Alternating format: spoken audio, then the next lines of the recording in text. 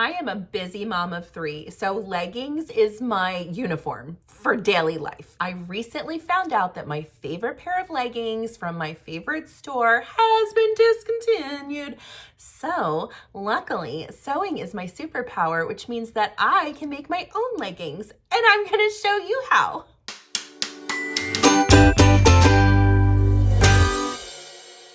Today we're sewing up a free pattern from Patterns for Pirates called the Peg Legs.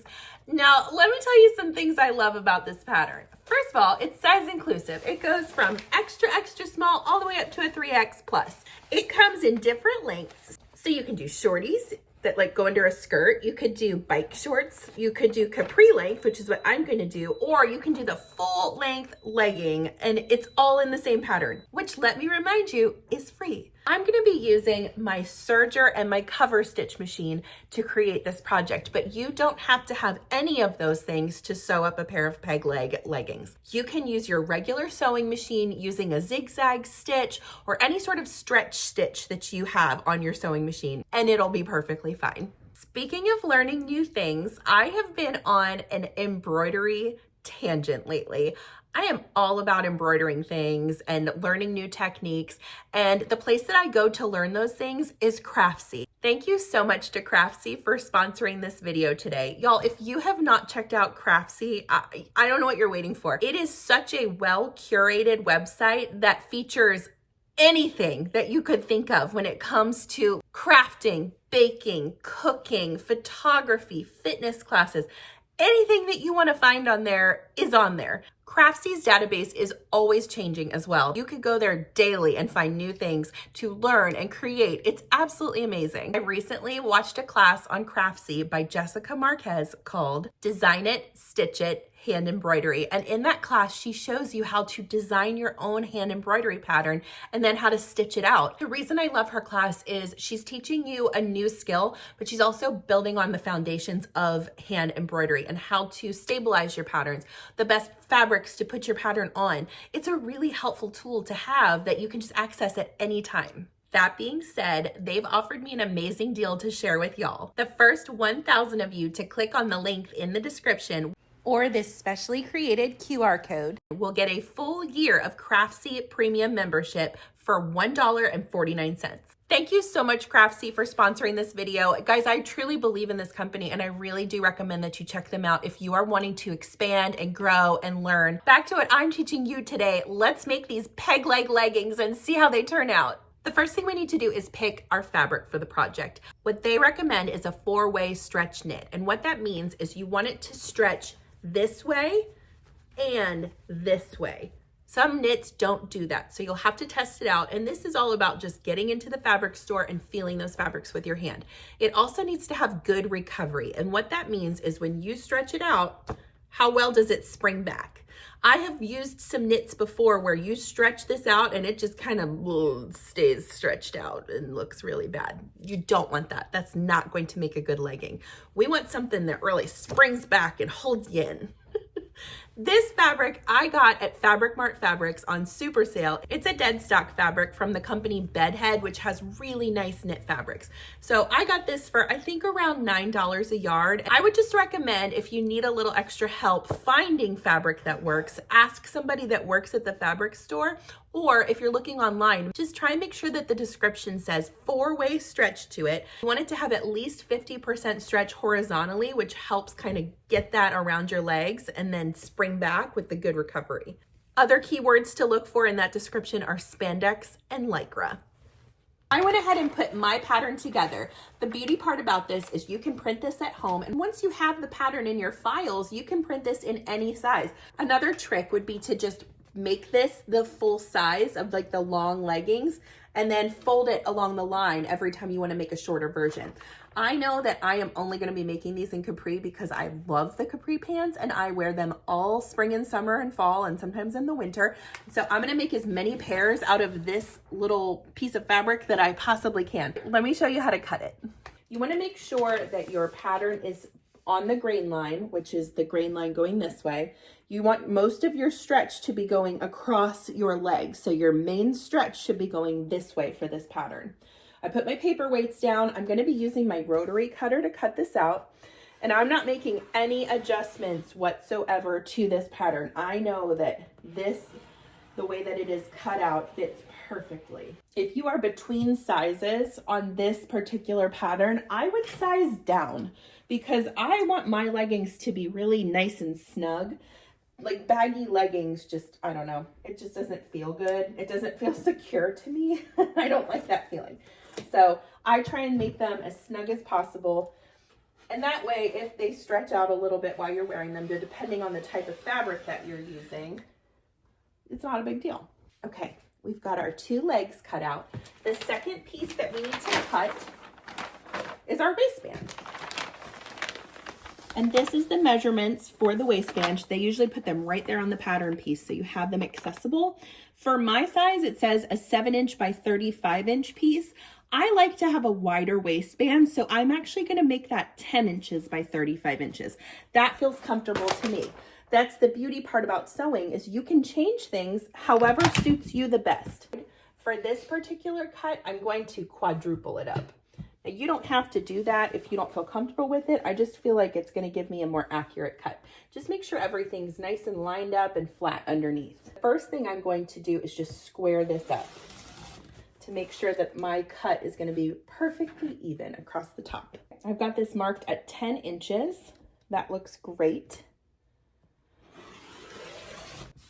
And cut it down to 35 inches. Save all these pieces, especially if you have like younger kids. This could be the waistband of like a pair for my daughter. It's perfect. Just save it. Save it all. Don't throw anything away. I'm encouraging you to be a pack rat. I am going to pause for one quick second to show you my sewing journal. I created this journal a few years ago, and it's meant to hold all of the notes regarding the projects that you make. How many times have you made a project and you're like, where should I write this down? And like you write it on the pattern or on a Post-it that gets lost. This is so perfect for tracking whenever you make something, because chances are you're going to make some little alteration to it. And so for these, I actually took the sticker from the fabric that I love the most, so that if I ever want to try and find it again, I can. I also write down any notes about like how I changed the waistband, anything that has to do with like the history of this garment. It's so useful for when you want to go back, especially for your like things that you just love, like these pants. I want to make them exactly the same every single time, because the time that I made them and I wrote this down, using the journal is perfect because then it's just right there whenever you want to go back and refer to it. Also, what a wonderful heirloom you're creating of your sewing journey throughout your life. I just think this is so helpful. If you want to grab one, you can check it out in my store. I'll put the link in the description below. But let's get back to sewing. The first step that they tell you to do in this project is to press up a 1" memory hem. And that would just be if you fold it up and you press it and then you unfold it and you go on sewing other steps. The purpose of that being, you'll then have like a crease marked in the bottom that you can use to like easily fold up and hem it later on your Coverstitch machine. But for those of you who have just gotten a Coverstitch machine, or maybe you're brand new to sewing, I think a beginner-friendly way of doing this that's just a little bit easier is to grab some heat and bond. And you can do a 1" hem if you want and like fold it up and measure it. I actually am just going to hem these right up against the 1/4 inch of what this hem tape is. So I'm going to lay it on the wrong side of my fabric, get like an idea of how long it needs to be. And then I'm just going to fold this up. Make sure that the hem tape does not stick out from the edge because it'll get gluey on your iron. And I'm just going to fold this up. It's ending up looking like about a 1/2 inch. And that's going to hold my hem in place for me to more easily sew it on my Coverstitch machine. Because the trick to a Coverstitch machine is you're actually going to be sewing it from the right side of the fabric. So you're sort of doing it blindly.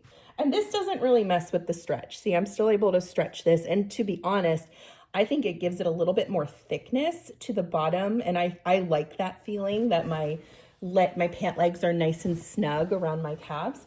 So you can do this however you want. If you want to follow the pattern, that's perfectly fine. That's why they wrote it. I'm just giving you an option to show you how I like to do it and why. So I'm gonna repeat that on this side, and then we'll meet you at the cover stitch machine and I'll show you how to hem these pants. The next step of this project is we're going to actually like sew the hem onto the ends of these capri pant legs. Got it all glued up with that hem tape, so it's not going anywhere. What I need to do now is run it through my cover stitch. And when I do that, it's gonna be on the right side of the fabric, the pretty side. So I won't be able to see where my stitches are, which is why it's important to measure that up, like whatever, the 1/2 inch or whatever inch measurement you want to do, because then you can put that on, you can mark that on your machine and sew accordingly so that it's hitting the correct area. What's the difference between a serger and a cover stitch? Great question. You look at the shirt that you're wearing right now on the inside, this seam right here, that's done by a serger. You're connecting 2 pieces of fabric and sewing them together. Knit and stretchy fabrics are perfect when using a serger because the serger with its 4 threads that are essentially knitting themselves around that seam, it keeps the stretch in your garment. So you wouldn't want to sew a knit fabric with just a straight stitch on your sewing machine because there'll be no give to those seams and it will affect the fit of the garment. The cover stitch, if you're wearing, let's say, a t-shirt right now, if you look at that bottom hem, I'm going to show you my shirt. If you're wearing a shirt that has a bottom hem to it, you'll see that the front side has like usually 2 lines of very pretty straight stitches. And the back side is going to be made up of what kind of looks like a serge stitch, but it's not. It's done on a cover stitch. It's meant to sew on top of the fabric to finish a hem. The serger sews the edge of the fabric while the cover stitch sews through the fabrics. I have this marked up at 1/2 inch, and for me on this machine, that actually ends up being the side of my presser foot. So I'm just going to be lining up the hem edge with the side of my presser foot to do this stitch. All you're going to do is lay this in just like you normally would, lower your presser foot, and start sewing. Now, cover stitch machines, sergers, in general, these machines are a little more aggressive, they're a little noisier, they've got more threads involved, so understandably so, people tend to be afraid of them. The best advice I can give is just try them. Go to a sewing dealer and try it out and see what you think. You'd be surprised how much easier these are to use than you think. When you reach the end, you're gonna trim your tail. And I can trim these tails because I'm gonna be serging over these here in just a short second. To show you again, we're placing it right in there. Lower your presser foot and just slowly start doing those stitches. See that beautiful cover stitch? You've got 2 lines going that way. The back side, you've got it knit together so it still has nice stretch to that seam. That's how you do the cover stitch hem. We're gonna take the pant leg and match the pretty sides of your pant legs together. And we are going to clip down the inner seam of the leg. Make sure your raw edges are lined up nice and straight and just clip right up that seam. Lovely.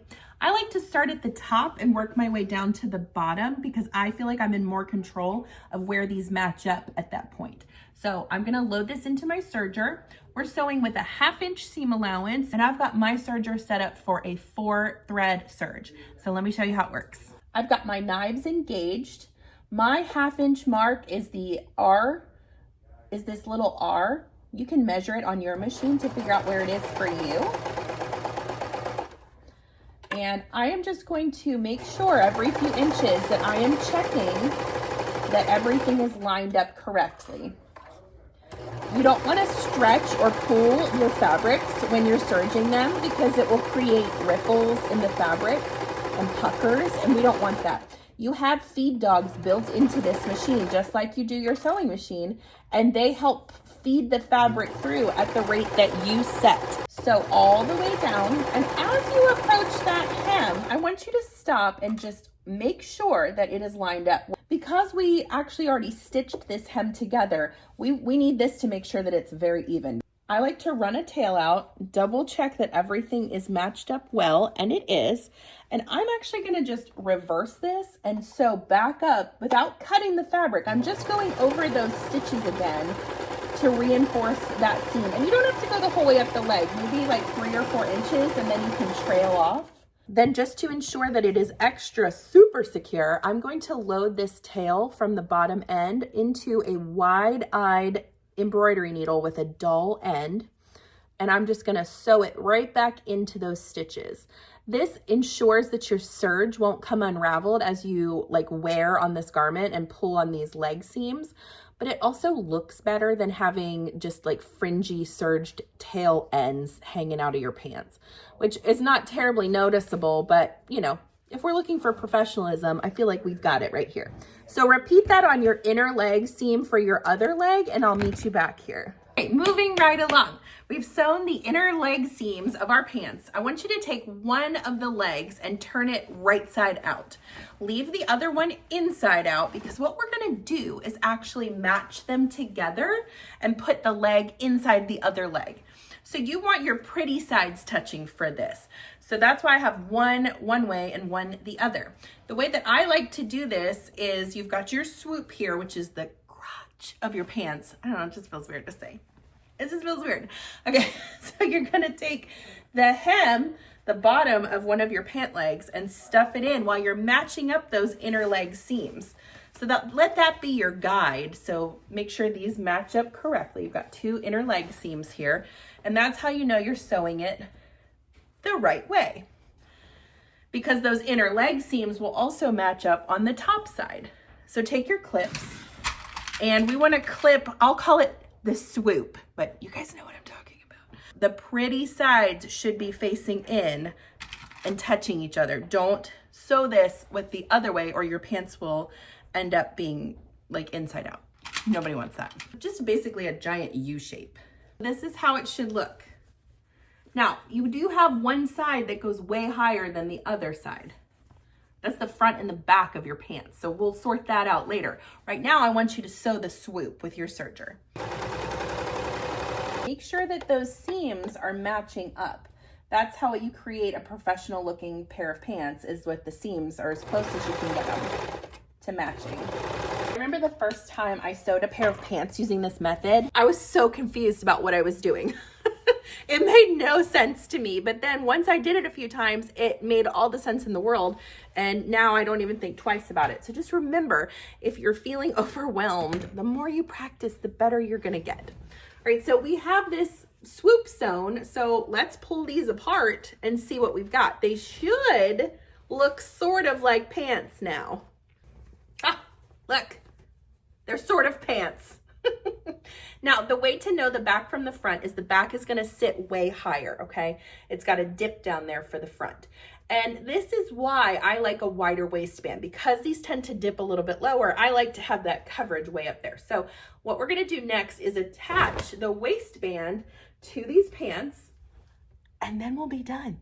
These pants come together so fast, it's ridiculous. We're about to sew this waistband on and be done. I want you to take your long piece that you cut for your waistband and find the right side of the fabric along the long edge, so that your short ends are lined up with your pretty sides facing in, touching each other. And we are going to sew this little seam right here. The reason we're doing that is we're making a circle. And once we have that circle, we'll be able to match it to the circle of the waistband of our pant. So sew a seam right here. Once you sew that short seam, I want you to match your fabric with the wrong sides together this time. So we're putting the pretty sides facing out. Line up those raw edges along your long edge, and we're going to mark our quarter points.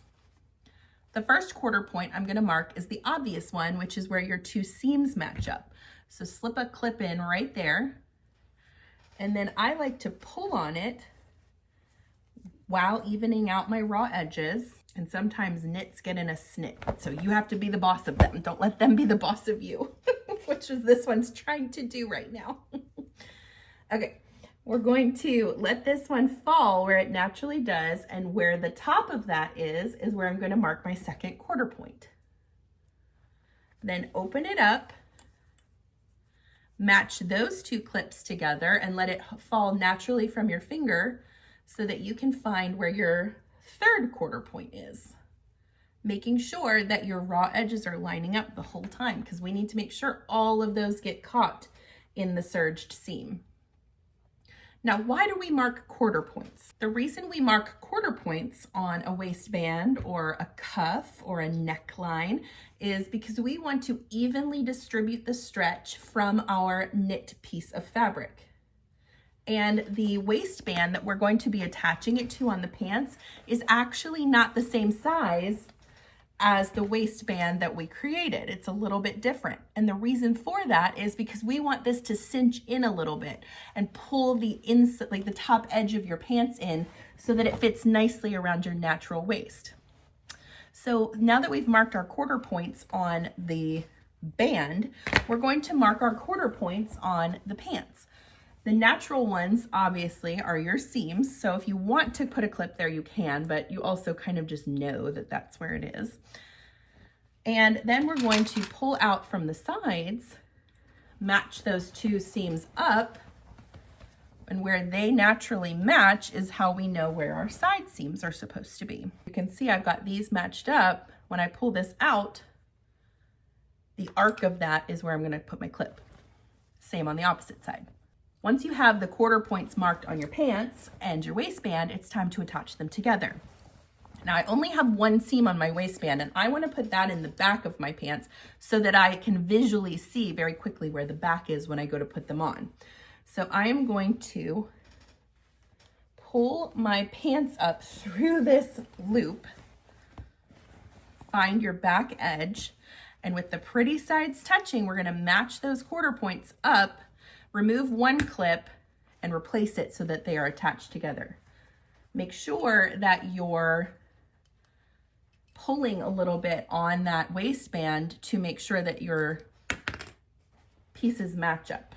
And it won't be a huge difference when you're like matching them up. They might even look almost the same, but you can see that this one is a little bit further out. This is my pants clip and this is my waistband clip, and I want this to stretch as I'm sewing it.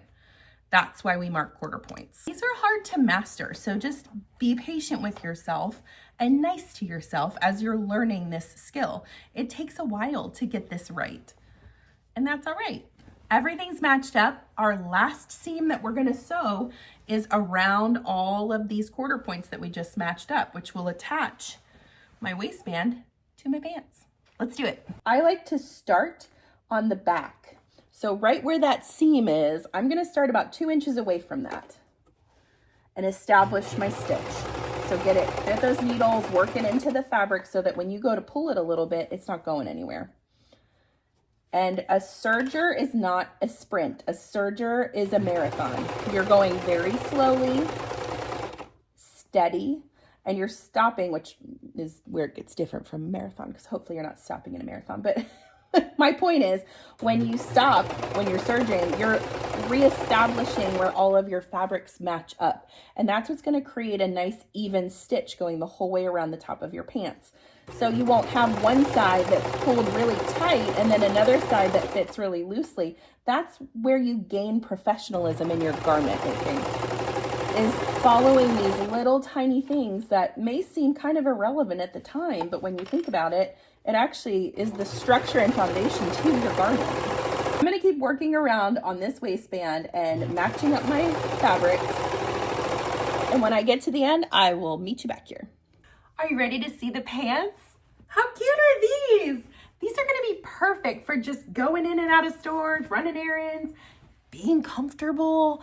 What I'm thrilled about is these are exactly like the ones that I no longer can get from Old Navy. So I'm really happy with how these turned out. And it's okay to make modifications. I like this wider waistband. If you don't want to make it like that, you can make it as the pattern states. This is the peg leg pattern from Patterns for Pirates. It's a free pattern on their website. Make sure you check out their other patterns as well. This is a wonderful website if you have just gotten a serger and you're trying to find some patterns that are like easy to make. Their patterns are fantastic there. I hope you enjoyed today's tutorial. I'm Chelsea with She Sews Seams. Make sure to like and subscribe so you can stay tuned to all of the tutorials I post. I've got some really fun things coming up. I'll see you next time.